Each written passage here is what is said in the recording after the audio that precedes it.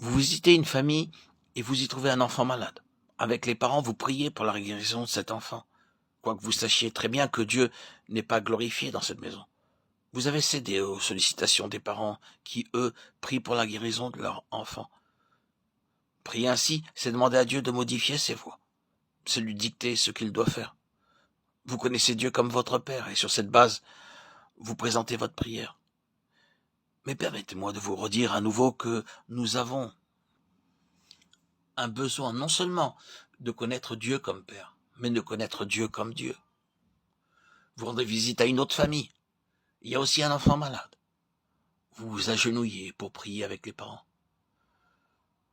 Mais les parents prient de cette façon. Seigneur, nous te louons d'avoir permis cette maladie. Nous t'adorons parce que tout ce que tu fais est bien.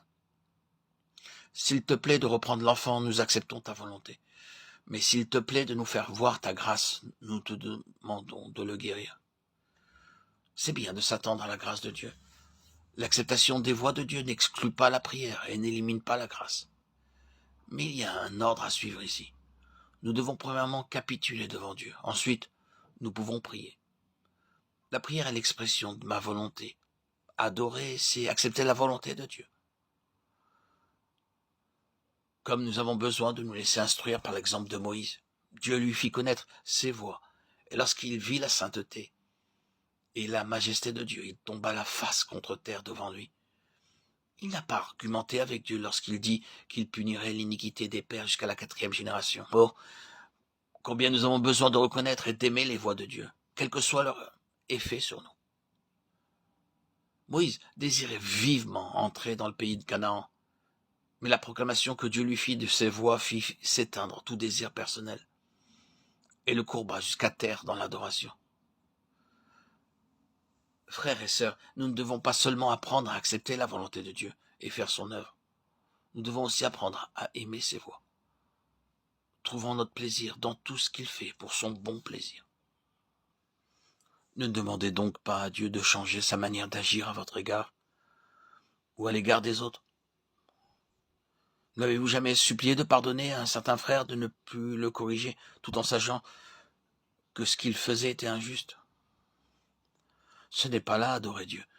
Souvent nos prières ont pour objectif de modifier les voies de Dieu. Sans considérer ses voies, nous ouvrons notre bouche pour lui demander de limiter la pression ici, la maladie là, et les difficultés quotidiennes ailleurs.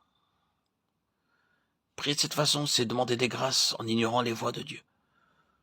Nous nous attribuons une importance excessive et il ne nous appartient pas de prendre une telle place devant Dieu. Nous ne nous courbons pas devant lui. Moïse était tout autre. Avant de prier, il reconnaissait la souveraineté de Dieu et acceptait ses voies. Dieu avait déclaré qu'il ne tiendrait pas le coupable pour innocent et qu'il punirait l'iniquité des pères sur les enfants et sur les enfants des enfants jusqu'à la 3e et la 4e génération.